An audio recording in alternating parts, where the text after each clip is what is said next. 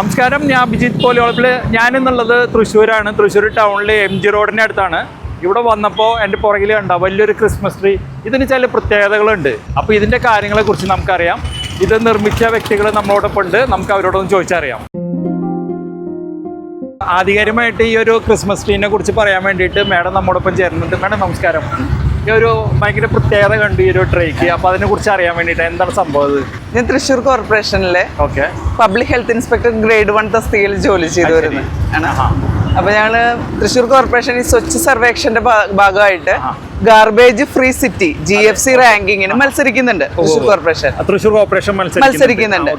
5 star റാങ്കിങ്ങിന് വേണ്ടിയിട്ട് മത്സരിക്കുന്നുണ്ട്. അപ്പൊ അതിന്റെ ഭാഗമായിട്ട് വേസ്റ്റിൽ നിന്ന് നമുക്ക് ആളുകൾ ഉപയോഗിച്ച് തള്ളുന്ന വേസ്റ്റിൽ നിന്ന് എങ്ങനെ അത് റീയൂസ് ചെയ്യാം, അല്ലെങ്കിൽ നമ്മൾ വേസ്റ്റ് റെഡ്യൂസ് ചെയ്യുന്നതിന്റെ ഭാഗമായിട്ട് റീയൂസ് ചെയ്യാൻ പറ്റും, അല്ലെങ്കിൽ അതിൽ നിന്ന് ഒരു ആർട്ട് ഫോം ഉണ്ടാക്കുക എന്ന അങ്ങനെ ഒരു ഐഡിയയിൽ നിന്നാണ്, ആ തീമിലാണ് ഇങ്ങനെ ഒരു ബോട്ടിലുകൾ കളക്ട് ചെയ്തത് റോട്ടിൽ നിന്നാണോ? അതെ, നമുക്ക് കോർപ്പറേഷൻ ഹരിതകർമ്മസേന മുഖാന്തരം കളക്ട് ചെയ്ത ബോട്ടിൽസ് ആണ്.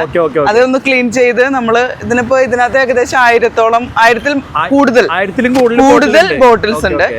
അതൊരു 20 അടിയോളം ഉയരത്തില് നമ്മളുടെ ഉദ്യോഗസ്ഥരും ആളുകളൊക്കെ കൂടിയിട്ട് ഒരു 2 ദിവസത്തെ സമയം ചെയ്തിരിക്കുന്നത് 2 ദിവസം കൊണ്ടാണ് ചെയ്തത്. 2 ദിവസം കംപ്ലീറ്റ് ചെയ്തു. നമുക്കപ്പോ ഇത് മുകളിലേക്കൊക്കെ ഇത് ഫിറ്റ് ചെയ്യാൻ വേണ്ടി ക്രെയിനും സംഭവങ്ങളൊക്കെ വേണ്ടി വന്നു. ആ രീതിയിലാണോ ചെയ്തിരിക്കുന്നത്? നമ്മൾ അതിനുള്ള മെഷീനറീസ് ഒക്കെ ഉപയോഗിച്ച് പിന്നെ താഴെ കടത്ത് ചെയ്ത് മുകളിലേക്ക്. അങ്ങനെ കോമ്പറ്റീഷൻ എന്ന് പറയുന്നത് നഗരങ്ങൾ തമ്മിലുള്ള കോമ്പറ്റീഷൻ. അതിന്റെ ഭാഗമായിട്ട് നമ്മൾ തന്നെ, അതായത് വേസ്റ്റ് റെഡ്യൂസ് ചെയ്യുന്നതിന്റെ ഭാഗമായിട്ട് അത് റീസൈക്കിൾ ചെയ്യുക, അല്ലെങ്കിൽ കൂടുതൽ കാര്യങ്ങൾക്ക് ഉപയോഗിക്കുക, അങ്ങനെ ഒരു തീം ആക്കിയെടുക്കാം എന്നുള്ള ഒരു തീമിൽ വെച്ച് ചെയ്തു. എന്തായാലും വളരെ മനോഹരമായിട്ട് ചെയ്തിട്ടുണ്ട്. എന്തായാലും കോർപ്പറേഷന് തന്നെ കിട്ടട്ടെ 5 സ്റ്റാർ റേറ്റിംഗ്. എല്ലാവരും പൊതുജനങ്ങൾ ഇതിനകത്ത് സഹകരിക്കണം. നഗരം വൃത്തിയായി സൂക്ഷിക്കാനും വേസ്റ്റ് വലിച്ചെറിയാതിരിക്കാനും വേസ്റ്റ് ഹരിതകർമ്മസേനയ്ക്ക് ഇതുപോലെ കൊടുക്കുകയാണെങ്കിൽ നമുക്ക് അത് ഉപകാരപ്രദമായ മറ്റു കാര്യങ്ങൾക്കായിട്ട്.